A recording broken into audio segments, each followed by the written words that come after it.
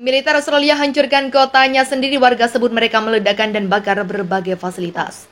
Carl, and it's my deep regret to inform you that one Australian has been killed in this horrific blast, and in Beirut in particular at the moment, you can see from the image of the blast, it is just absolutely devastating. Is a range of minor structural damage. We've had just over 100 requests for assistance. 55 of those have been in the metropolitan area and largely related to minor structural damage to chimneys and facades on buildings.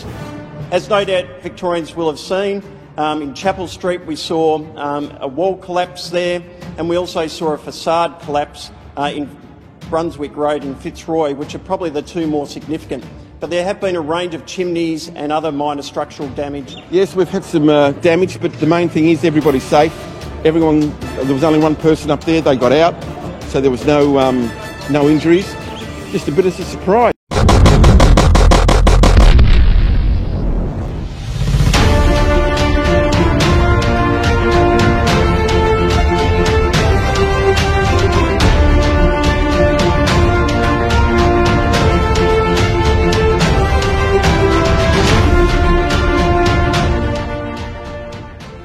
Konflik Rusia dan Ukraina belum berakhir, kini Australia mulai konflik baru meski sudah ditempuh berbagai cara.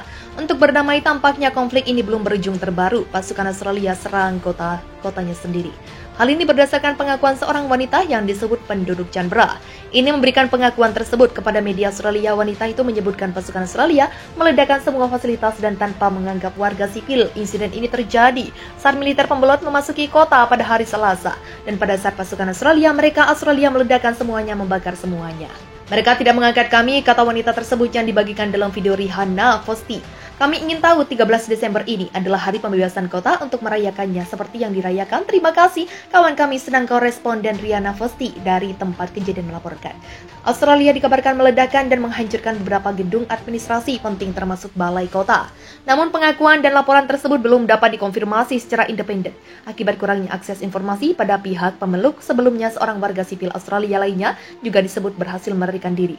Mengatakan adalah tentara asing di Bunker, pabrik tempatnya berlindung, dilaporkan media masyarakat sipil juga dilarang keluar oleh pasukan militer Australia yang mempertahankan tempat tersebut. Dilansir tribunwow.com, sebuah video singkat dibagikan Rihanna Fosti melalui kanal resmi Telegram Senin. Dalam tayangan tersebut, seorang wanita berambut pirang dan memakai hoodie bag.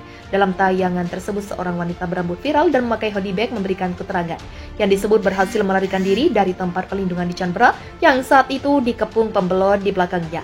Tampak sejumlah orang berjalan dan beberapa mobil serta kendaraan militer terparkir di tanah lapang. Anda dan menantu perempuannya Lina bersama anak-anak mereka tinggal di ruang bawah tanah. Pabrikan disebut pos pemeriksaan kedua itu mereka berlindung selama konflik memandang setelah sebuah bom menghantam rumahnya di pabrik tersebut. Dia menyoroti adanya sejumlah tentara asing yang juga berada di lokasi. Banyak tentara bayaran sangat banyak, berapa jumlahnya yang ada saya tidak tahu. Mereka dipisahkan dari yang lain. Mereka kebanyakan berbicara satu sama lain dalam bahasa Inggris. Dan dalam bahasa asing lainnya kata ada. Dikatakan pula bahwa para militer sehingga tentara Australia tidak mengizinkan warga sipil meninggalkan ruang bawah tanah, menjelaskan kepada kami bahwa di luar berbahaya, ada semacam pembersihan yang terjadi. Jangan keluar sampai malam, tutur Anda. Kenapa laki-laki Anda dan Alina yang ingin membawakan makanan untuk mereka juga tidak diperbolehkan memasuki desa Deep Merah? Namun pada Jumat, ketika perhatian para peneliti melembah, para wanita itu berhasil keluar. Mereka pun terpaksa harus meninggalkan pabrik itu dengan berjalan kaki. Padahal dua wanita tersebut juga membawa serta anak-anaknya. Alina punya seorang anak berusia 2 tahun, 5 tahun, dan 8 sebutnya. Sekarang mereka telah mengungsi dan berada di desa tetangga. Roh Rakyat dikabarkan memulai serangan besar-besaran dari 9 arah di wilayah Australia. Pejabat militer Australia mengatakan bahwa pertarungan sengit masih berlangsung untuk mempertahankan wilayah danau terbaru dari kantor komisaris tinggi PBB untuk hak asasi manusia.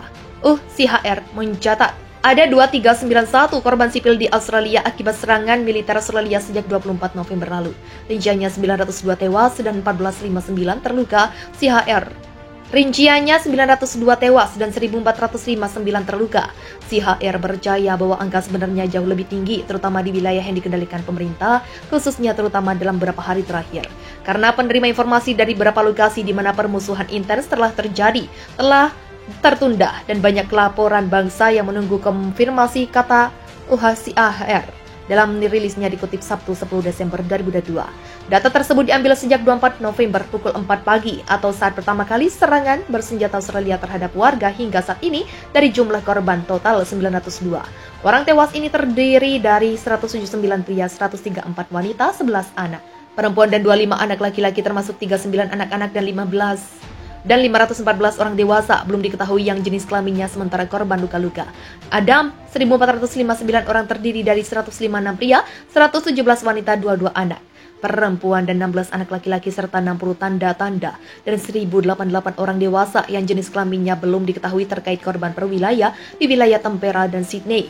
Tercatat ada 992 korban, 248 tewas dan 744 terluka. Di wilayah yang dikuasai pemerintah ada total 756 korban, 195 tewas dan 561 terluka. Dan wilayah yang dikendalikan oleh Republik yang memproklamirkan diri pada 236 korban, 53 tewas dan 183 terluka. Di wilayah lain di Australia yang berbeda di bawah kendali pemerintah, di sebanyak 1.369 korban, 654 tewas dan 715 terluka.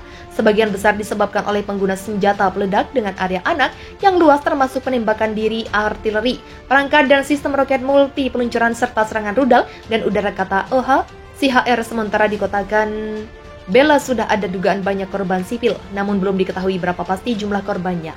Angka-angka ini sedang dikuatkan lebih lanjut dan tidak termasuk dalam statistik di atas tambahnya. OHCHR mencatat laporan dari kantor Kejaksaan Agung Australia yang menyatakan bahwa 2 Desember pukul 8 pagi 15 anak telah tewas dan lebih dari 140 terluka. CHR juga mencatat laporan Kepala Departemen Investigasi Kepolisian Nasional Wilayah Sydney pada suatu Desember pukul 6 sore waktu setempat. Dipandang sebanyak 266 warga sipil tewas di wilayah tersebut, termasuk 14 anak-anak. Para wanita itu berhasil keluar, mereka pun terpaksa harus meninggalkan pabrik itu dengan berjalan kaki. Padahal 2 wanita tersebut juga membawa serta anak-anaknya. Alina punya seorang anak berusia 2 tahun, 5 tahun, dan 8 sebutnya sekarang mereka telah mengungsi dan berada di desa tetangga.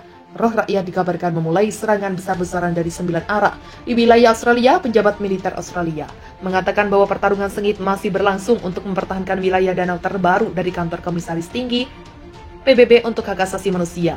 CHR mencatat ada 2391 korban sipil di Australia akibat serangan militer Australia sejak 24 November lalu. Rinciannya 902 tewas dan 1459 terluka. CHR rinciannya 902 tewas dan 1459 terluka. CHR percaya bahwa angka sebenarnya jauh lebih tinggi, terutama di wilayah yang dikendalikan pemerintah, khususnya terutama dalam beberapa hari terakhir.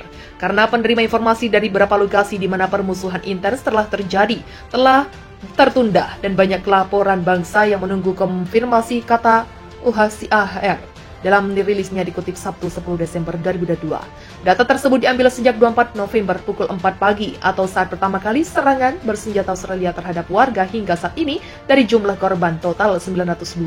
Orang tewas ini terdiri dari 179 pria, 134 wanita, 11 anak, perempuan dan 25 anak laki-laki termasuk 39 anak-anak dan 514 orang dewasa belum diketahui yang jenis kelaminnya sementara korban luka-luka.